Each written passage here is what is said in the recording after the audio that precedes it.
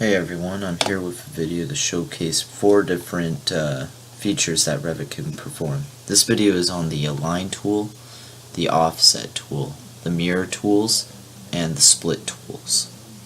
You can find these commands under the Modify tab and then under the Modify ribbon section. You can also find them whenever you're modifying an element or placing an element such as a wall or a component. So starting with the Align tool, you can use the Align tool to get walls to basically center themselves with one another. So for instance, if I take this wall here as my first choice, the first choice is always going to be your wall that's going to stay stationary. It's a wall that you want to not move. The second wall you choose is the wall that you're going to want to move to your stationary wall. For instance, this one. And then it aligns it, like so. Now, we can use this Align tool to align multiple walls, which you would use with multiple alignment here. And the same rule applies with what we did here. I click the first wall that I want to stay stationary, then I choose the walls that I want to move to that wall that I chose at the beginning. Now I'm going to deselect that and align the rest of these walls. Remembering that the walls move to the first choice, like so. And this here is the symmetrical alignment of all the walls. Now you can use alignment on other views such as a south elevation as shown here.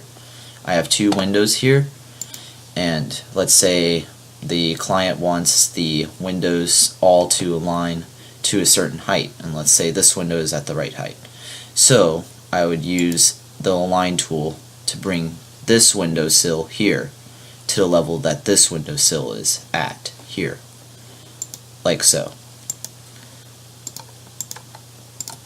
Then we can also use the Align tool to align grids and columns as shown here.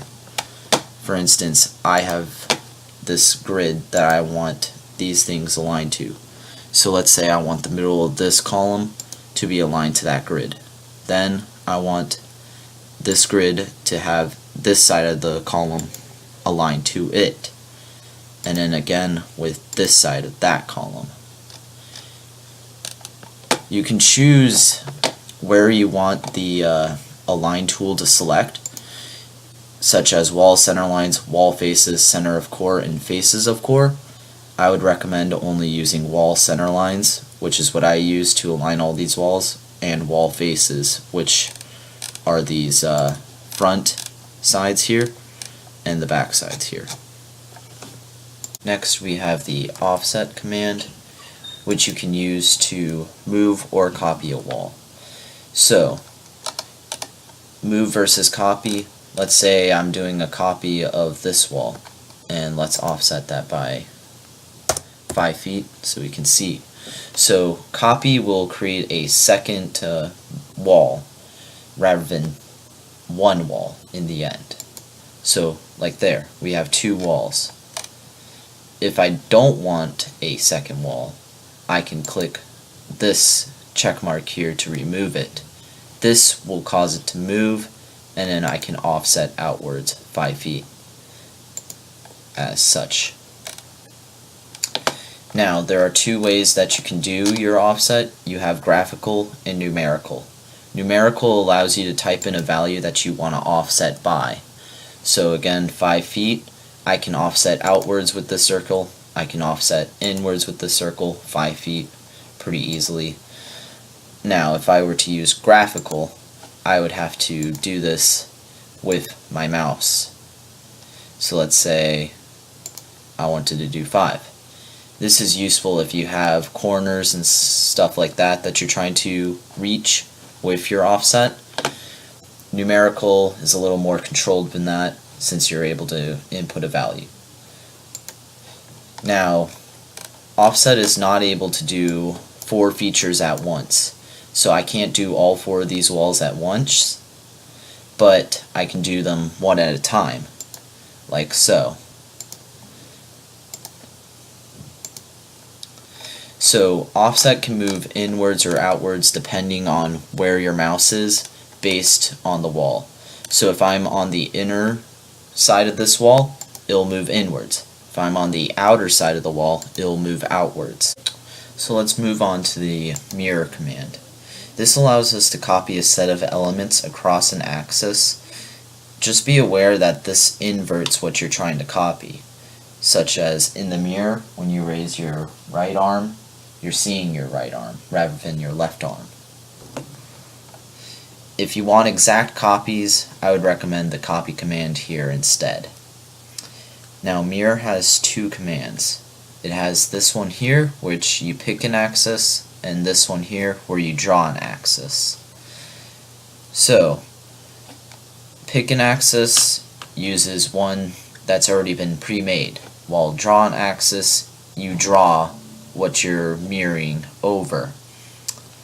Here I have what I think is a butterfly, but I'm going to use the mirror draw axis, where I first choose everything I want to mirror, including this, and then I hit finish selection, and then I can draw the axis here, and then it mirrors it onto the other side after some processing, and we have a beautiful butterfly.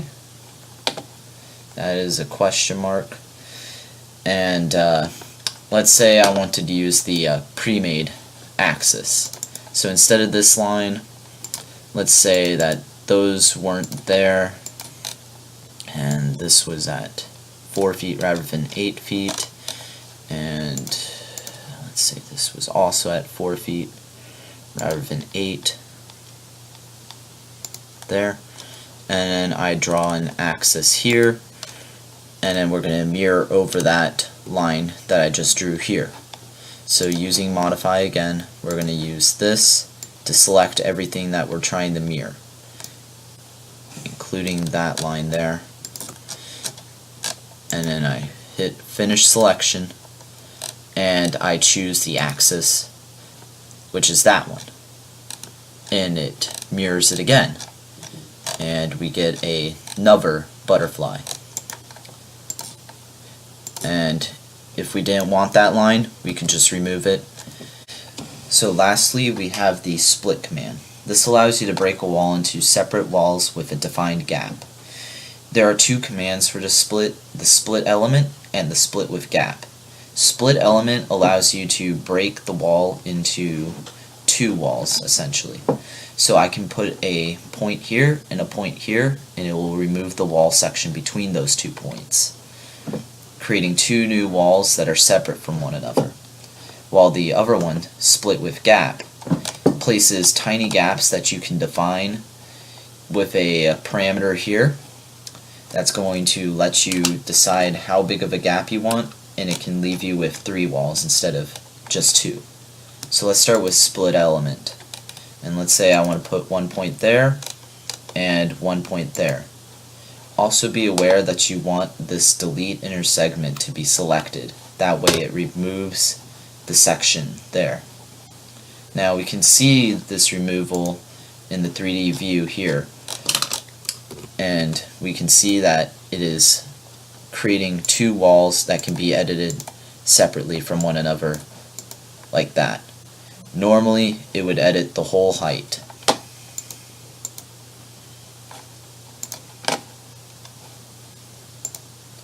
Now let's move on to split with gap. Split with gap, we can place tiny gaps that we can define with this value here, the joint gap. So let's say I want to place one here and place one here. This has created 3 walls, one here, and one here. And you can use these gaps wherever you want at certain intervals.